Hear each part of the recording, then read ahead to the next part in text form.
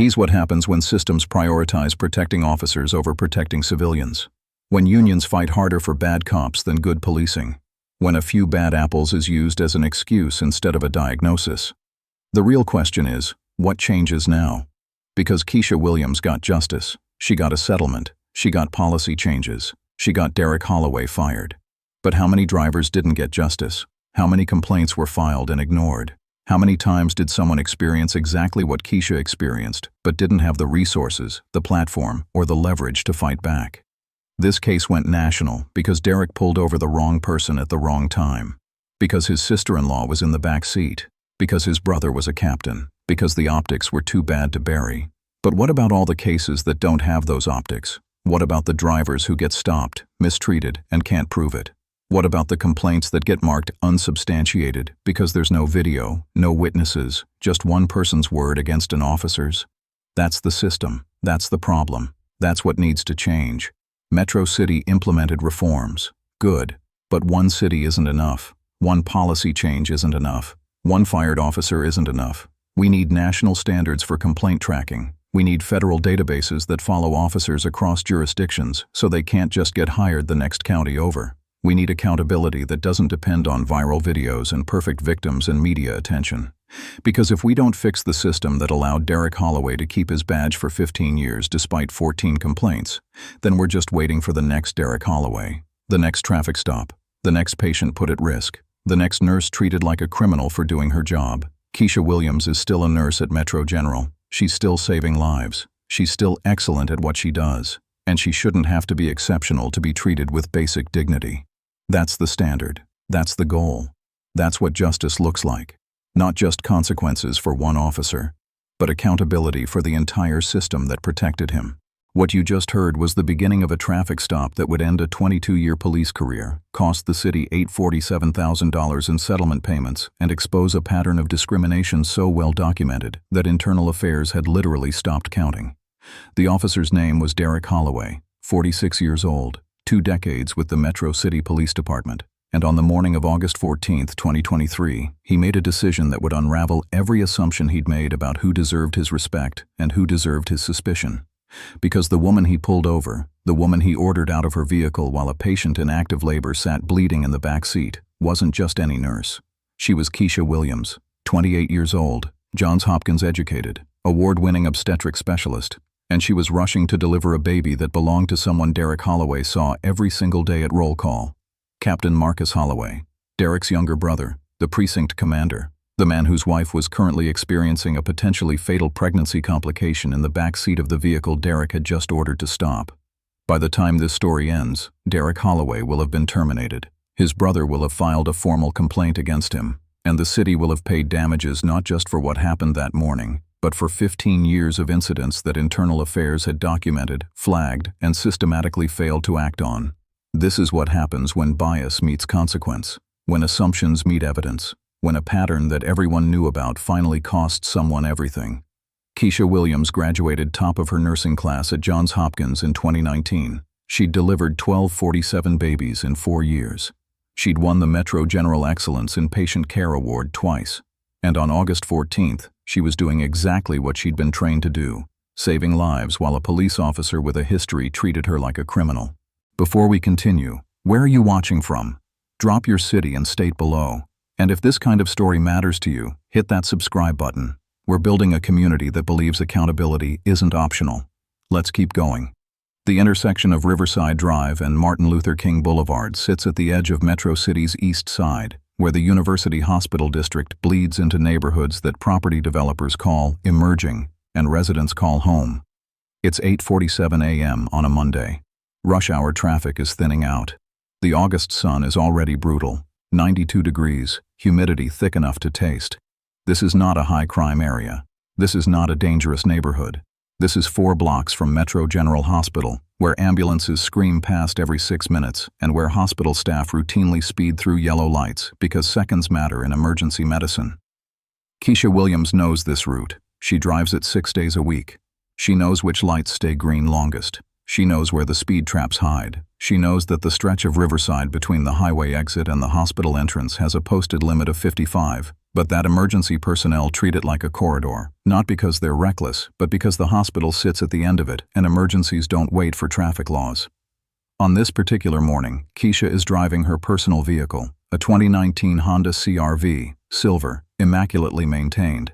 Not an ambulance, not a vehicle with lights and sirens. But she has every credential that matters. Her Metro General Hospital badge on a lanyard around her neck, her nursing license in her wallet, and a patient transport authorization form signed by Dr. Patricia Chen, the head of obstetrics, sitting on her passenger seat. The patient in her back seat is Sarah Mitchell, 34 weeks pregnant, preeclampsia diagnosis from her 30-week checkup, blood pressure spiking, water broke at home at 8:11 a.m.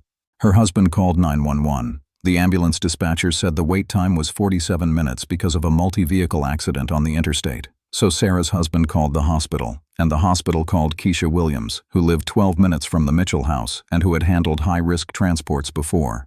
Keisha arrived at 8:23 a.m. She assessed Sarah's condition, contractions every 4 minutes, blood pressure 168/104, visible signs of distress. She made the call that any trained obstetric nurse would make: we go now, or we risk losing both of them. They were 7 minutes from the hospital when the unmarked cruiser lit up behind them.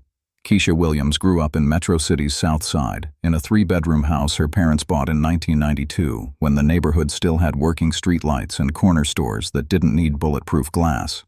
Her father was a mechanic. Her mother worked double shifts at a nursing home. Keisha was the oldest of 4 kids. She learned early that excellence wasn't optional, it was survival. She graduated valedictorian from Jefferson High School in 2015, full academic scholarship to Johns Hopkins. She could have studied anything. She chose nursing because her grandmother died of complications during a routine surgery, and Keisha had been in the room when the nurses fought to keep her alive.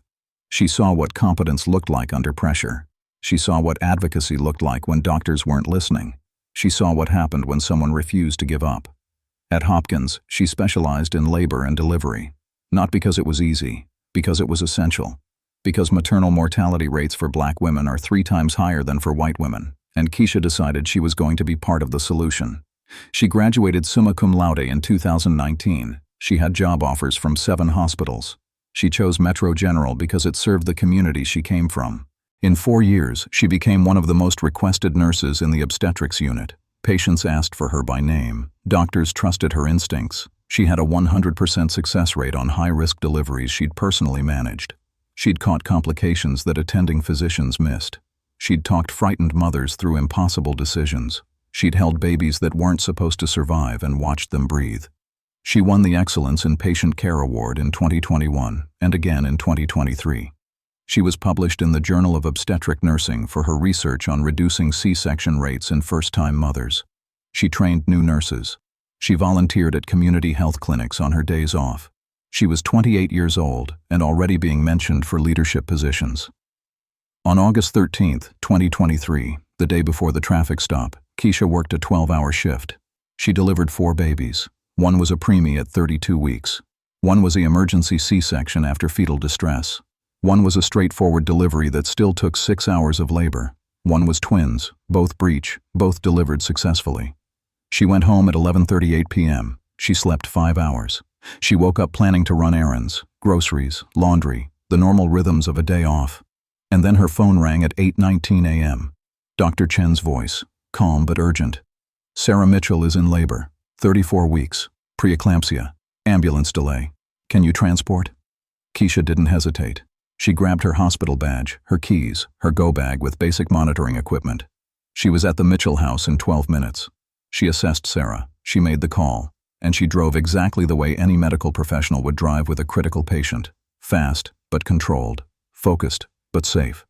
She was doing her job, the job she'd trained for, the job she was exceptional at, the job that had earned her 2 awards and the respect of everyone who'd ever worked with her. And Derek Holloway pulled her over anyway. Derek Holloway joined the Metro City Police Department in 2001, fresh out of the police academy at 24 years old. He came from a family of cops. His father was a sergeant, his uncle was a detective, his younger brother Marcus was already talking about following the same path. Derek's early years were unremarkable, standard patrol assignments, no major commendations, no major complaints. He did the job, he showed up, he collected his paycheck. The complaints started in 2008. The first one was from a traffic stop in the University District. A black college student, pulled over for a broken taillight, reported that Officer Holloway searched his vehicle without consent and made comments about your kind not belonging in this neighborhood. The complaint was investigated. Holloway denied making any such statements. No witnesses, no dashboard camera footage. The complaint was filed as unsubstantiated. The second complaint came in 2010. A Latina woman reported that Holloway pulled her over, questioned her immigration status, and threatened to call ICE even though she was a U.S. citizen, and showed him her driver's license and birth certificate. Holloway said she was acting suspiciously. The complaint was marked unfounded. Third complaint, 2012. A black man walking home from his job at a restaurant reported that Holloway stopped him, demanded ID, and told him he fit the description of a suspect in a nearby burglary. The man was wearing his work uniform. He had his employee badge. He had witnesses who confirmed he'd just left work. Holloway wrote in his report that the man was argumentative and refused to cooperate. The complaint went nowhere. By 2015, Derek Holloway had 9 formal complaints in his file, all from people of color, all involving accusations of racial profiling, excessive force, or intimidation. 8 were marked unsubstantiated. 1 was marked sustained, but resulted only in a written reprimand after Holloway was caught on a bystander's phone video threatening to arrest a black teenager for talking back. Internal Affairs had flagged his file twice. His supervisors were instructed to monitor his interactions. His partner rotations were carefully managed to pair him with officers who could balance his approach. Nothing changed. In 2017, Holloway was involved in a use-of-force incident during a traffic stop. The driver, a black man, ended up with a broken wrist and a concussion. Holloway claimed the man resisted arrest. The dashcam showed the man complying with every command until Holloway grabbed him by the arm and slammed him against the hood of the cruiser. The city settled the lawsuit for $127,000. Holloway was suspended for 2 weeks without pay. He returned to patrol. By 2020, his complaint count was up to 14. 14 formal complaints in 12 years. That's not bad luck. That's a pattern. That's a documented, flagged, investigated pattern that the department knew about and chose to manage rather than address. And then there was his brother. Marcus Holloway joined the force in 2007. Unlike Derek, Marcus rose quickly. He was smart. He was diplomatic. He was everything Derek wasn't. By 2018, Marcus was a lieutenant. By 2021, he was a captain. By 2023, he was the precinct commander, Derek's direct supervisor's boss.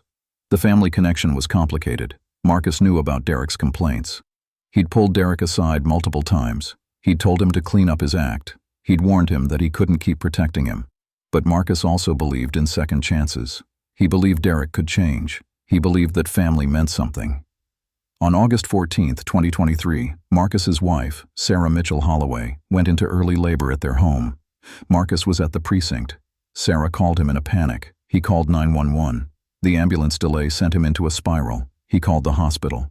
The hospital called Keisha Williams. Marcus didn't know Keisha personally. He knew of her. Everyone at Metro General knew of her. She was the nurse who saved lives. She was the nurse you wanted in the room when things went sideways. He had no idea his brother was about to pull her over. Derek Holloway sees the silver CRV doing 73 in a 55 zone. He doesn't see the hospital badge on the driver's neck. He doesn't see the patient in the back seat. He sees a traffic violation, and he sees an opportunity. He flips on his lights. The CRV doesn't stop immediately. It takes another 8 seconds, long enough to reach a safer stretch of road with a wider shoulder. This will later be noted in Keisha's statement. She was looking for a safe place to pull over. Derek will note in his report, suspect attempted to evade. Keisha stops. She puts the car in park. She keeps her hands on the wheel. She's already calculating how to explain this as fast as possible. Every second matters. Sarah is moaning in the back seat. Contractions every 3 minutes now. Derek approaches the driver's side window. Keisha rolls it down. License and registration. I'm a labor and delivery nurse. I'm transporting a high-risk patient to Metro General. She's in active labor with complications. I didn't ask for your job title. License, registration, now. This is where professionalism meets dismissal, where credentials mean nothing because Derek has already decided who Keisha is. She reaches slowly for her wallet. She hands him her license. She reaches for the glove compartment. Derek's hand moves to his weapon. Ma'am, I'm reaching for my registration. It's in the glove compartment. Do it slowly. She does. She hands him the registration. She also hands him her hospital badge and the patient transport authorization form. Officer, her water broke 40 minutes ago. She's having contractions every 3 minutes. If we don't... Ma'am, you were doing 73 and a 55. That's reckless endangerment. Behind Keisha, Sarah Mitchell groans. It's not a quiet sound. It's the sound of a woman in serious pain. Derek glances into the back seat. He sees Sarah. He sees her doubled over. He sees the towels Keisha has placed under her to manage the amniotic fluid, and he decides it's not his problem. I have my hospital credentials. I can show you the patient transport authorization. Her name is Sarah Mitchell. She's 34 weeks pregnant with preeclampsia, and her blood pressure is... Step out of the vehicle. This is where authority becomes absurdity, where procedure becomes punishment. Keisha stares at him. What? Step out of the vehicle. Officer, please. Every minute we waste here increases the risk of placental abruption. Do you understand what that means? It means this baby could die. It means this mother could die. I'm going to ask you one more time. Keisha looks back at Sarah. Sarah is crying now, not from pain, from fear, because she understands what's happening. She understands that this officer doesn't care. She understands that her baby's life is being weighed against his ego. Keisha opens the door. She steps out. She keeps her hands visible. Officer, I'm asking you to call this in.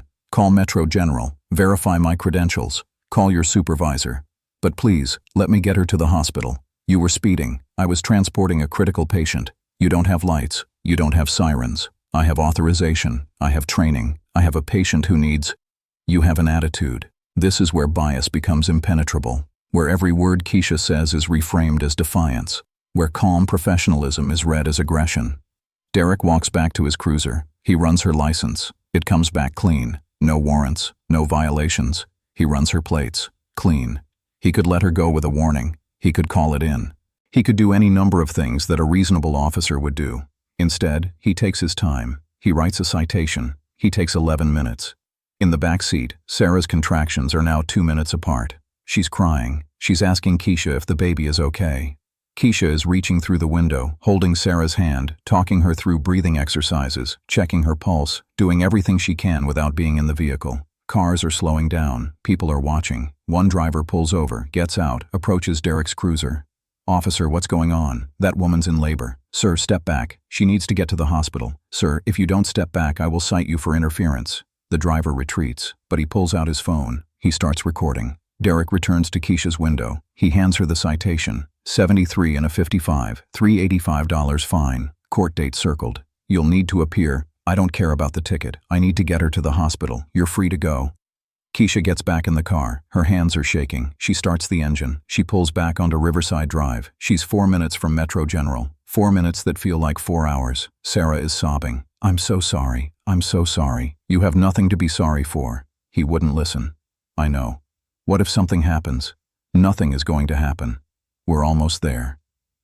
They reach Metro General at 9:02 a.m. Keisha pulls up to the emergency entrance. She jumps out. She opens the back door. She's already yelling for a gurney. 2 ER nurses come running. They get Sarah onto the gurney. They rush her inside. Keisha gives report to the attending physician. Patient name, gestational age, complications, blood pressure, timeline. The doctor nods, takes it seriously, rushes Sarah to labor and delivery. Keisha stands in the hallway. Her shift doesn't start for another 6 hours, but she's not leaving. She's not going anywhere until she knows Sarah and the baby are okay. At 9:14 a.m., Captain Marcus Holloway arrives at Metro General. He's been calling his wife's phone for 20 minutes. No answer. He called the hospital. They told him she just arrived. He doesn't know why it took so long. He's about to find out. He finds Keisha in the waiting room outside labor and delivery. She's still in the clothes she left home in, jeans, a Metro General t-shirt, sneakers. Her hospital badge is still around her neck. She looks up when Marcus walks in. She recognizes him immediately. Everyone at Metro General knows Captain Holloway. Captain. Marcus stares at her. He knows her face. He knows her name. But he doesn't understand why she's here. Nurse Williams? What are you... Sarah, is she... She's in labor and delivery. Dr. Chen is with her. The baby's heart rate is stable. Her blood pressure is coming down. They're monitoring her closely, but she's going to be okay. Marcus exhales. The relief is visible. Then the confusion returns. How did she get here? I transported her. You called the hospital. Dr. Chen called me. But the ambulance, 47-minute wait. We couldn't wait that long. I picked her up at your house at 8:23. We were 7 minutes from the hospital when... Keisha stops. She doesn't want to say it. She doesn't want to make this worse. But Marcus is a cop. He reads people for a living. When what? When we got pulled over. Marcus goes very still. Pulled over. Riverside and MLK. 8:47 a.m. Who? Keisha doesn't answer. She doesn't have to. Marcus is already pulling out his phone. He's calling dispatch. He's asking for the traffic stop records on Riverside Drive between 8:45 and 9 o'clock a.m. The dispatcher gives him the unit number. Marcus's face changes. It's not anger. Not yet. It's something worse. It's recognition. It's the exhaustion of a man who's had this conversation before. Derek. It's one word. But Keisha hears everything in it. The history. The warnings. The interventions that didn't work. Marcus sits down next to her. He puts his head in his hands. How long did he keep you? 11 minutes. Jesus Christ. I told him she was in active labor. I showed him my credentials. I showed him the transport authorization. He didn't care. Marcus looks up at her. There's something in his expression that Keisha can't quite read. It's not defensiveness. It's not denial. It's accountability. I am so sorry. Captain, you don't... Yes, I do. He's my brother. And I knew. I knew he had complaints. I knew he had a pattern. I thought I could fix it. I thought I could manage it. I was wrong. At 9:47 a.m., Marcus makes a phone call. Not to his brother, to his deputy chief. He requests an immediate investigation. He requests Derek's body cam footage. He requests the dash cam footage. He requests witness statements. And he makes it clear, this is not a request. This is a directive. At 10:13 a.m., Derek Holloway's shift supervisor receives a call. Report to the deputy chief's office immediately. Bring Officer Holloway. At 10:31 a.m., Derek walks into the deputy chief's office. Marcus is there. So is the deputy chief. So is a representative from Internal Affairs. Derek sees Marcus. He sees the expression on his face. And he knows. The deputy chief doesn't waste time. Officer Holloway, you conducted a traffic stop this morning at 8:47 a.m. on Riverside Drive. Is that correct? Yes, sir. The driver was transporting a patient in active labor to Metro General. Is that correct? She was speeding. That's not what I asked. She claimed she was a nurse. She claimed. She didn't claim anything. She is a nurse. She showed you her credentials. She showed you the transport authorization. And you detained her for 11 minutes while a patient in critical condition sat in the back seat. Derek's jaw tightens. Sir, I was following procedure. You were following your pattern. 14 complaints in 15 years. 14. And this time, you pulled over someone transporting your sister-in-law. Derek's face goes white. He looks at Marcus. Marcus doesn't look away. Sarah? Your wife. 34 weeks pregnant. Preeclampsia. And you kept her nurse on the side of the road for 11 minutes because you couldn't be bothered to verify credentials. The deputy chief stands. He holds out his hand. Badge and weapon. Now. Derek doesn't move. I said now. Derek unclips his badge. He hands it over. He removes his service weapon. He places it on the desk. You're suspended pending investigation. You're not to have contact with Nurse Williams. You're not to have contact with Mrs. Holloway. You're not to discuss this case with anyone except your union representative and legal counsel. Do you understand? Derek nods. Do you understand? Yes, sir. Get out. Derek leaves. He doesn't look at Marcus. He doesn't say a word. Marcus stays behind. He asks the deputy chief a question. What happens now? The deputy chief looks at the badge and weapon on his desk. What should have happened 15 years ago? Do you think officers with patterns of discriminatory complaints should face immediate termination instead of just suspension? Drop your answer below. At 11:52 a.m. on August 14th, Sarah Mitchell Holloway delivers a healthy baby girl, 5 pounds, 3 ounces, breathing on her own, stable vitals. Mother and baby are both okay. Keisha is in the room. Marcus asked her to be there. Sarah asked her to be there. Keisha holds the baby for the first time and thinks about the 11 minutes on the side of Riverside Drive. 11 minutes that could have changed everything. 3 days later, the Internal Affairs investigation concludes. The findings are damning. Derek Holloway violated department policy on traffic stop duration. He violated protocol on emergency medical transport. He failed to verify credentials. He failed to call for medical assistance. And his body cam footage, which he didn't know was recording, captured every word, including the moment after Keisha drove away, when Derek muttered to himself, "Some people don't know their place." The footage goes viral within 48 hours. Someone at the department leaks it. The local news picks it up. Then the national news. Then social media. The hashtag Justice for Keisha trends for 6 days. The headlines write themselves. Cop detains nurse delivering his own sister-in-law, fired after 22 years. Metro City officer suspended after stopping emergency medical transport. Captain's brother terminated following traffic stop of award-winning nurse. Body cam captures officer saying some people don't know their place after detaining black nurse. On August 28, 2023, 14 days after the traffic stop, Keisha Williams files a federal civil rights lawsuit against Derek Holloway and the Metro City Police Department. The complaint alleges racial profiling, violation of Fourth Amendment rights, negligent supervision, and deliberate indifference to a pattern of discrimination. The lawsuit names specific incidents from Derek's 14 complaints. It presents evidence that the department knew about his pattern and failed to act. It includes testimony from other drivers he'd stopped. It includes his personnel file. It includes everything. The city's legal team reviews the case. They see the body cam footage. They see the 14 complaints. They see the internal affairs memos. They see the written warnings that were never followed by meaningful discipline. And they make a calculation. This case will not go well in front of a jury. On November 3, 2023, the city settles $847,000, paid jointly by the city and the police union. No admission of wrongdoing, but a public statement acknowledging failures in supervision and accountability. Keisha donates $2,000 of the settlement to the National Black Nurses Association. She uses another $100,000 to create a scholarship fund for nursing students of color at Johns Hopkins. The rest goes to legal fees and taxes. On September 15, 2023, Derek Holloway receives his termination letter. It's signed by the deputy chief and countersigned by the police commission. The relevant paragraph reads, Officer Holloway's conduct on August 14, 2023, represents the culmination of a 15-year pattern of complaints, violations, and failures to adhere to department standards. His actions endangered a civilian, violated constitutional rights, and demonstrated a fundamental incapacity for the discretion and judgment required of law enforcement officers. Termination is warranted and overdue. Derek appeals. The union fights the termination. The hearing takes 4 hours. The police commission votes 5-0 to uphold the termination. Derek Holloway's career is over. That's consequence. The city paid $847,000. That's accountability. But the story doesn't end there. On December 12, 2023, the Metro City Council holds a public hearing on police reform. The hearing was prompted by Keisha's case, by the body cam footage, by the 14 complaints that everyone knew about and nobody stopped. Keisha is invited to testify. She takes the stand at 2:37 p.m. The council chambers are packed. Cameras from 4 news stations, reporters from every local paper, community organizers, police union representatives, Marcus and Sarah Holloway, sitting in the back row. Keisha speaks for 12 minutes. Her statement is measured. It's specific. It's devastating.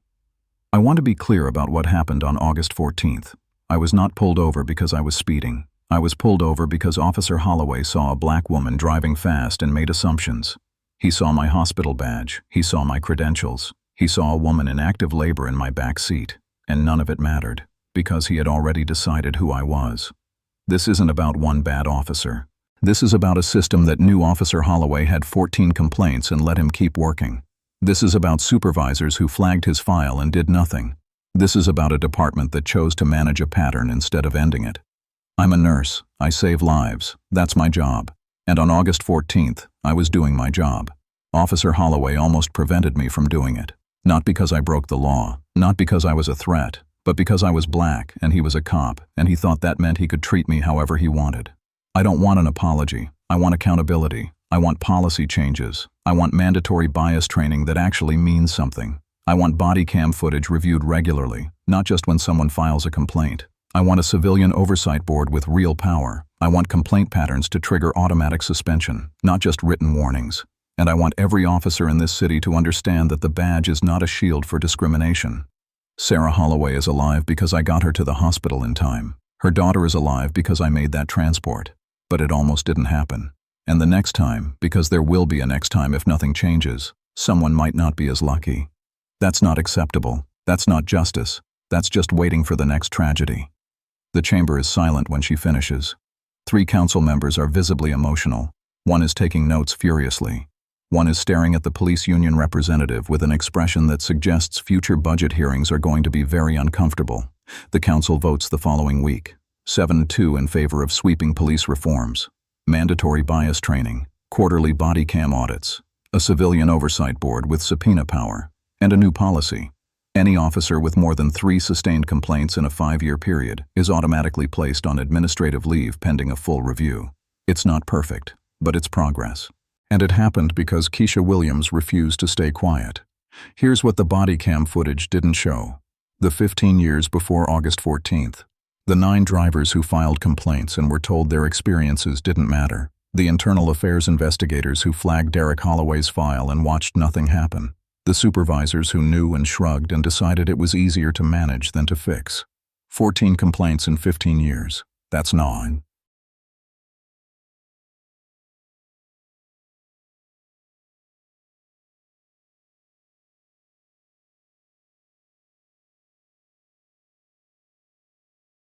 Here's what happens when systems prioritize protecting officers over protecting civilians. When unions fight harder for bad cops than good policing. When a few bad apples is used as an excuse instead of a diagnosis. The real question is, what changes now? Because Keisha Williams got justice, she got a settlement, she got policy changes, she got Derek Holloway fired. But how many drivers didn't get justice? How many complaints were filed and ignored? How many times did someone experience exactly what Keisha experienced, but didn't have the resources, the platform, or the leverage to fight back? This case went national because Derek pulled over the wrong person at the wrong time. Because his sister-in-law was in the back seat. Because his brother was a captain. Because the optics were too bad to bury. But what about all the cases that don't have those optics? What about the drivers who get stopped, mistreated, and can't prove it? What about the complaints that get marked unsubstantiated because there's no video, no witnesses, just one person's word against an officer's? That's the system. That's the problem. That's what needs to change. Metro City implemented reforms. Good. But one city isn't enough. One policy change isn't enough. One fired officer isn't enough.